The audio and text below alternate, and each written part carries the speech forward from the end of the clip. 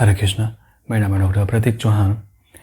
अगर आपको पिगमेंटेशन है, वो चाहे किसी भी तरह से है, तो ये वीडियो और इससे आने वाली जो वीडियोस हैं, आगे आने वाली जो वीडियोस हैं, वो आपके लिए काफ़ी इम्पोर्टेंट रहने वाली हैं। क्योंकि आपको ये पता होना चाहिए कि यदि अगर आपको चेहरे पर धब्बे हैं, वो चाहे काले हों, पीले हों, नीले हों या फिर ब्राउन हों, तो उसका कारण क्या है, वो किस तरह के धब्बे हैं और क्या वाकई वो मेलास्मा है या फिर पिगमेंटेशन है या फिर झाइयाँ हैं, जिसको हम अक्सर बोलते हैं कि चेहरे पर काले धब्बे हैं तो वो झाइयाँ ही हैं।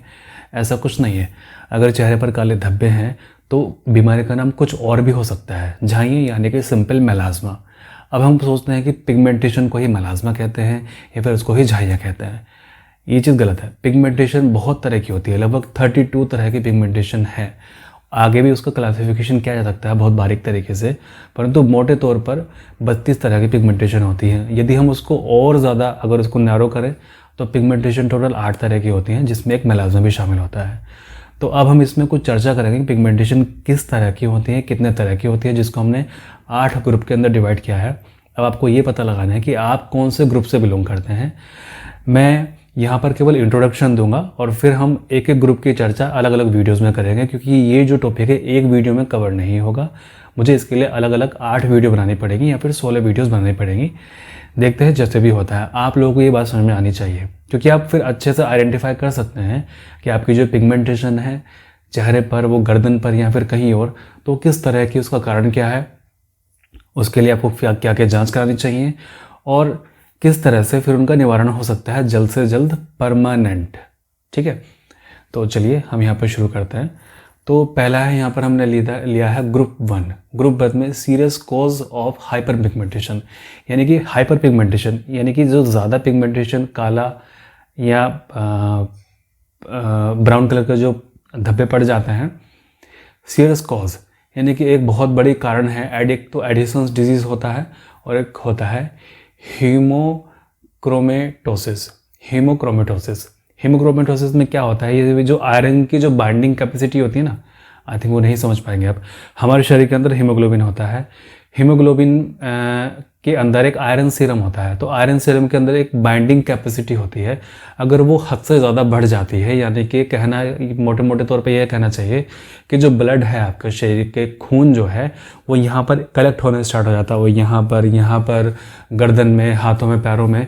तो उसकी वजह से आपको हाइपर पिगमेंटेशन हो सकती है और वो जो कंडीशन होती है बहुत ज़्यादा बुरी कंडीशन होती है। मैं यहाँ पर कुछ पिक्चर शो करूँगा। हीमोक्रोमेटोसिस के बारे में मैं आगे एक सेपरेट वीडियो के अंदर चर्चा करूँगा कि अगर आप में से कोई पेशेंट उस तरह का है और वो सफ़र कर रहा है उस चीज़ से, तो कैसे वो उससे छुटकारा पा सकता है। ठीक है, तो यहाँ पर देखिए, यहाँ पर इस बंदे को मुझे नहीं पहचान पड़ रही है आखिर ये बंदा कौन है। ये जो बंदा है यहाँ पर, इस बंदे को ये हीमोक्रोमेटोसिस है, यानी कि पिगमेंटेशन है चेहरे पर। आँख देख रहे हैं, आँख बिल्कुल ठीक है, परंतु तो चेहरे का जो पूरा शेप है वो हीमोक्रोमेटोसिस है, यानी कि यहाँ पे आयरन की जो बाइंडिंग कैपेसिटी है बहुत बहुत बहुत ज़्यादा हुई पड़ी है। और आगे जाके कुछ समय बाद में आप देख रहे हैं ना माथे पर क्या स्थिति हो रही है इनके, ये माथे पर स्थिति, सॉरी एक स्टेप पीछे, माथे का देखिए, आँखों का देखिए और ये गालों का देखिए, ये सब पिगमेंटेशन है। यानी कि इसको हम मेलास्मा नहीं कहेंगे, इसको हम कहेंगे हीमोक्रोमेटोसिस, जो कि पिगमेंटेशन का ही एक रूप है। ये एक्चुअल में ये जो मेलानिन शरीर से बढ़ता है ये उस वजह से नहीं हो रहा है, ये आयरन की एक्सेसिव बाइंडिंग के कारण हो रहा है। हम अक्सर समझते हैं कि आपके शरीर के अंदर मेलानिन का प्रोडक्शन ज़्यादा हो रहा है इसलिए आपको ये पिगमेंटेशन हो रही है, बट ऐसा कुछ नहीं है। यहाँ पर किन्हीं पेशेंट को, जैसे मैं डेली पेशेंट देखता हूँ, तो उनमें से बहुत सारे पेशेंट ऐसे हैं जिनको ये समस्या होता है, तो उनको एक स्पेशल अलग तरीके से ट्रीटमेंट दिया जाता है। ठीक है, एक चीज़ और, अगर इस तरह के पेशेंट अगर आयरन के कंजप्शन ज़्यादा करते हैं, विटामिन सी कंजप्शन ज़्यादा करते हैं, तो और ज़्यादा डार्क ही होगा, ये लाइट नहीं होगा। इस चीज़ का विशेष आप ध्यान रखिए। तो पिगमेंटेशन मतलब केवल मेलास्मा ही नहीं, पिगमेंटेशन मतलब हीमोक्रोमेटोसिस भी हो सकता है। ठीक है, आगे जाके कंडीशन ये हो जाती है इसमें, जैसे कि यहाँ पिक्चर्स में आप देख रहे हैं। अगला है group 2, post inflammatory hyper pigmentation, यानी कि एक्ने और एक्जिमा। ये सब लोग आप जानते हैं कि पिंपल्स होने के बाद में पिगमेंटेशन होना, एक्जिमा होने के बाद में पिगमेंटेशन होना है। ग्रुप 3, ड्रग रिएक्शन, जैसे non steroidal anti inflammatory drug से रिएक्शन हो जाती है, एंटी मलेरियल ड्रग से हो जाती है, सिस्टोटॉक्सिक ड्रग्स होती हैं, टेट्रासाइक्लिन होती है, या हैवी मेटल्स कंज्यूम आपने किया है जैसा आयरन हो गया, तो उस तरह से कई बार ड्रग्स का रिएक्शन हो जाता है। मतलब आयरन की टेबलेट खाने से भी आपको पिगमेंटेशन हो सकती है, वो जैसे मैंने अभी आपको बताया था।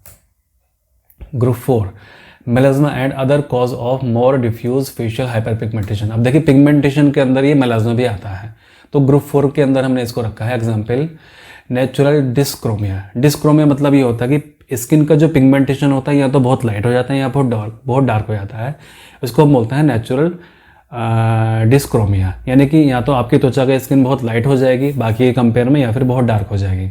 आप आमतौर पे उसको समझ लेते हैं कि ये आपको वाइटिलिगो हो गया, फिर ल्यूकोडर्मा हो गया, तो वो नहीं होता है। वो ल्यूकोडर्मा एक अलग चीज़ होती है जिसमें सफ़ेद सफ़ेद निशान पड़ जाते हैं। ये एक्चुअल में ल्यूकोडर्मा से हल्का सा लाइट होता है। लाइट मतलब कि एक पिंक कलर की इसमें होती है, और ये ब्लैक भी होता है और ये वाइट भी होता है। तो ये होता है मेलास्मा। ओके, और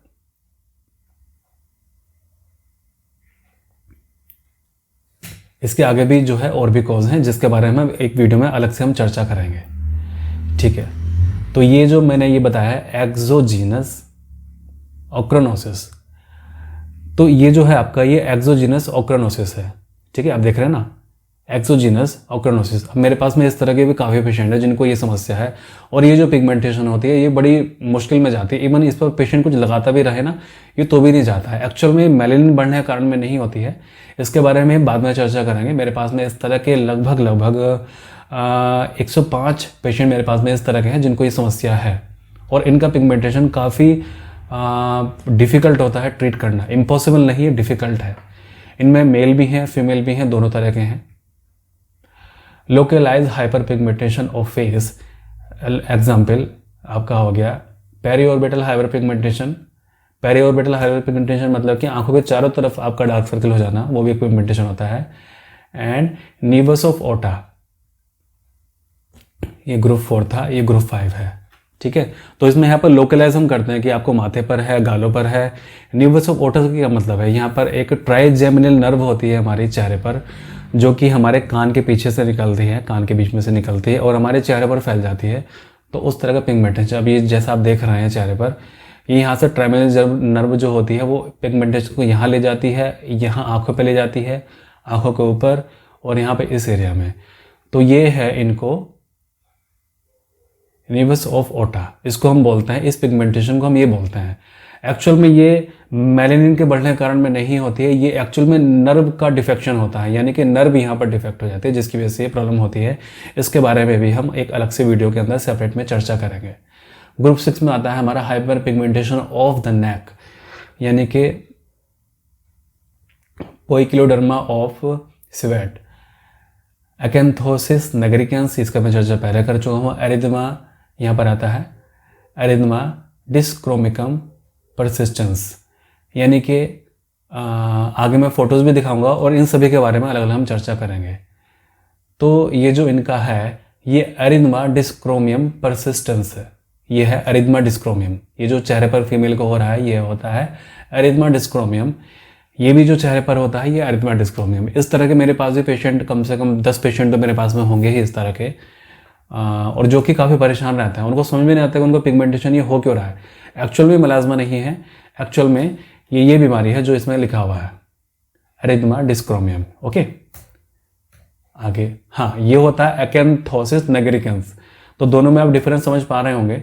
तो ये तो होता है हमारा एरिथमा और ये होता है अकेंथोसिस निग्रिकेंस। अब ग्रुप 7 में आता है हमारा रेशनल हाइपर पिगमेंटेशन,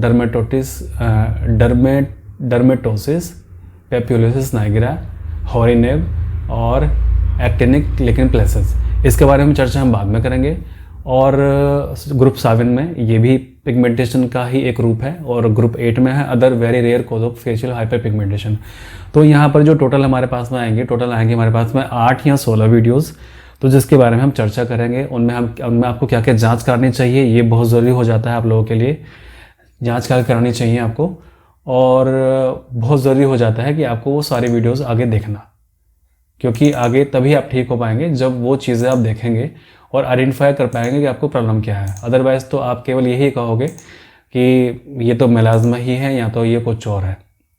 ठीक है, तो हम इस तरह के भ्रांति पड़ जाते हैं कि केवल मेलानिन के ओवर प्रोडक्शन से आपको चेहरे पर पिगमेंटेशन हो रही है, परंतु ऐसा कुछ नहीं है। मेलानिन अगर आपका नॉर्मल है तो और भी बहुत सारे कारण होते हैं कि चेहरे पर पिगमेंटेशन आपके हों। तो अभी मैंने सभी आपको कारण बताए हैं इसके, तो आई थिंक आपने समझ लिया होगा। बाकी तो ये केवल इंट्रोडक्शन था। अगर मैं इसकी वीडियो बनाने जाऊँगा तो कम से कम ये वीडियो 1 या 2 घंटे ले लेगा, अगर मैं सभी टॉपिक एक वीडियो के अंदर कवर करूँगा तो। और उतना समय मेरे पास में होता नहीं है 1 या 2 घंटे का, तो मैं छोटे छोटे पार्ट में इसको बनाऊंगा।